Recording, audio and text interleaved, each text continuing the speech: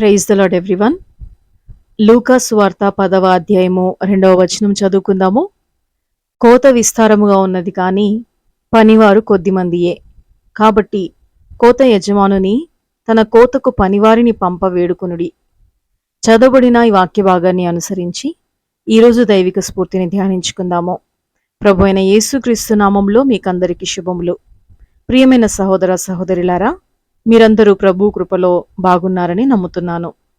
సువార్త ప్రకటించడానికి యేసు ప్రభువు 70 మందిని శిష్యులుగా నియమించాడు. ఆయన వెళ్ళబోయే ప్రతి ఊరికి ఇద్దరిద్దరిని పంపిస్తూ ఆయన చెప్పిన మాటలు ఇవి. 2000 సంవత్సరాల కంటే ముందు చెప్పబడిన ఈ మాటల ఉద్దేశం ఇప్పటికీ కూడా నెరవేరలేదు. కోయవలసిన కోత ప్రతి సంవత్సరం పెరిగిపోతూనే ఉంది. కోసే పనివారు అంతకంతకు తగ్గిపోతున్నారు. కోతకు పనివారిని పంపమని అడిగేవారే కరువయ్యారు. అందుకు కారణం మనుషులకు దేవుడన్నా దేవుని పని అన్నా అంతగా ఆసక్తి లేకపోవడమే. దేవుని సువార్త ప్రకటించవలసిన క్రైస్తవులందరూ ఎవరి పనిలో వారు బిజీగా సంపాదనలో పడిపోయి ఉన్నారు. దేవుడున్నాడన్న విషయమే చాలామంది మర్చిపోయారు. అపోస్తలుడైన పౌలు ఫిలిప్పీలకు రాసిన పత్రిక 2వ అధ్యాయము 21వ వచనంలో అందరూ తమ సొంత కార్యములనే చూచుకొనుచున్నారు గాని యేసుక్రీస్తు కార్యములను చూడరు అని వ్రాయబడి ఉంది. అన్యులతో పోటీ పడుతూ ఉద్యోగ వ్యాపారాల్లో తలమునకలై ఉన్నారు క్రైస్తవులు. పైగా నాకు ఫలానా ఉద్యోగం ఇమ్మని, వ్యాపారం అభివృద్ధి చేయమని దేవునికి ప్రార్థన చేస్తూ ఉంటారు. నేను క్రైస్తవుడను లేదా క్రైస్తవురాల్ని కదా, దేవుని పని చేద్దాము అన్న కనీస బాధ్యత ఎవరికీ లేదు. దేవుని పని చేస్తే దేవుడు నన్ను పోషిస్తాడనే నమ్మకం కూడా లేకుండా పోయింది క్రైస్తవుల్లో. పోనీ దేవుని పని చేసే వాళ్ళను చూస్తే దేవుని పని కంటే తద్వారా వచ్చే ధనమును ఆశించడం మీదనే మనసు పెడుతూ ఉన్నారు ఈ రోజుల్లో చాలామంది సేవకులు కూడా. అంతే తప్ప నీతిగా నిజాయితీగా పరిచర్య చేసేవాళ్ళు చాలా తక్కువే. దేవుని పని చేయమని సంఘ కాపరులు వారి సంఘస్థులను ప్రోత్సహించడం కూడా లేదు. అన్యజనులు క్రైస్తవులను చూచి తమ జీవితాలను మార్చుకునేలాగా క్రైస్తవ జీవితాలు, వారి జీవన విధానము ఉండాలి. కానీ అలాంటి జీవితము, అలాంటి క్రైస్తవ కుటుంబాలే కరువైపోయాయి.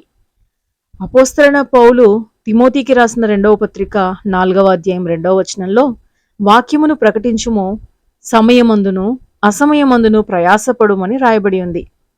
ఈ వాక్యం వారికి వర్తించినట్లు ఒక వారంలో కొన్ని గంటలు మాత్రమే దేవుని పని చేసి మిగిలిన సమయమంతా వృధా చేస్తూ ఉంటారు కొంతమంది సేవకులు. ఏదైనా ఉద్యోగానికి వెళ్తే రోజుకి కనీసం 8 గంటలు పని చేయాలి కదా. మరి దేవుని పని చేస్తున్నామనే సంఘ కాపరులు, సువార్థికులు ఒక వారంలో కనీసం 8 గంటలైనా దేవుని పని చేస్తున్నారా? కోయడానికి ఇంత విస్తారమైన కోత ఉన్నప్పుడు నిద్రపోవడానికి సమయం ఉంటుందా వారికి? మార్కు సువార్త 16వ అధ్యాయం 15వ వచనంలో మీరు సర్వలోకమునకు వెళ్ళి సర్వ సృష్టికి సువార్త ప్రకటించుడి అని ఇక్కడ వ్రాయబడి ఉన్నట్టు చూస్తాము. దేవుడు చెప్పిన ఈ మాటలు గాలిలోనే తిరుగుతున్నాయి తప్ప క్రైస్తవుల చెవుల్లోకి మాత్రం దూరడం లేదు. దేవుణ్ణి ప్రేమించని క్రైస్తవులకు దేవుని పని చేయాలన్న ఆలోచన రానే రాదు. అయినప్పటికీ కూడా సహాయం కోసం దేవుని దగ్గరికి వెళ్తూ ఉంటారు చాలామంది. ఇలాంటి క్రైస్తవులకు దేవుడు సహాయం చేస్తాడా? దేవుని తీర్పు దినమున మొదట శిక్షించబడేది దేవుని బిడ్డలని చెప్పుకునే క్రైస్తవులే.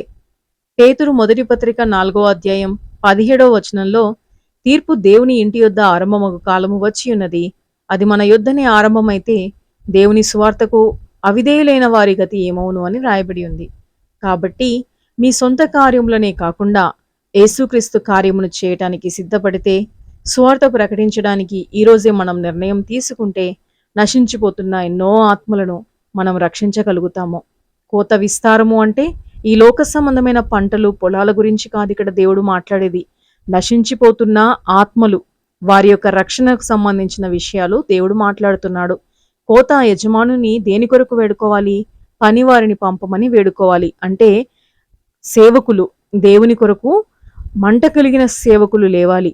యథార్థంగా నమ్మకంగా పరిచర్య చేయడానికి యవనులైనటువంటి స్త్రీలు, పురుషులు దేవుని పరిచర్య కోసం సమర్పించుకొని దేవుని యొక్క సేవలో, సువార్త పనిలో ముందుకు సాగాలి. దేవుని రాకడ అతి సమీపమని మనం వాక్యంలో చదువుతూనే ఉన్నాము. ఈ లోకంలో జరిగే అనేక సంఘటనలు చూస్తూనే ఉన్నాము. ప్రకృతి వైపరీత్యాలు, యుద్ధ సమాచారాలు, రకరకాల వ్యాధి రోగాలు, క్రైస్తవులపైన జరుగుతున్న వ్యతిరేకతలు, సంఘాలను, క్రైస్తవులను భయంకరంగా హింసిస్తున్న కొన్ని సంఘటనలు మనం కల్లారా చూస్తూనే ఉన్నాం కదా. మరి దేవుని రాకడ అతి సమీపమై ఉండగా నశించిపోతున్న ఆత్మల రక్షణ కొరకు ప్రార్థించాల్సిన భారం, వారికి సువార్త ప్రకటించాల్సిన భారం ప్రభువు మన మీదే ఉంచాడు. సర్వలోకానికి వెళ్ళి సర్వ సృష్టికి సువార్త ప్రకటించుడి అని ప్రభువు మనకి ఆజ్ఞ ఇచ్చాడు. ఆ ఆజ్ఞకు లోబడి మన ఆత్మలు రక్షింపబడిన రీతిగానే నశించిపోతున్న ప్రతి ఒక్కరి ఆత్మ రక్షణలోనికి వచ్చినట్లు ప్రార్థించాల్సిన బాధ్యతా భారము మనందరిపైన ఉన్నది. కాబట్టి ప్రియ సహోదర సహోదరులారా, ప్రభువు చెప్తున్న కోత విషయమై ఆ కోతకు పనివారిని పంపమని ప్రభుని వేడుకుందామా? మనము కూడా మన వంతు బాధ్యతని దేవుని పరిచర్యలో నమ్మకంగా యథార్థంగా నిర్వర్తించడానికి సిద్ధపడదామా? ప్రార్థన.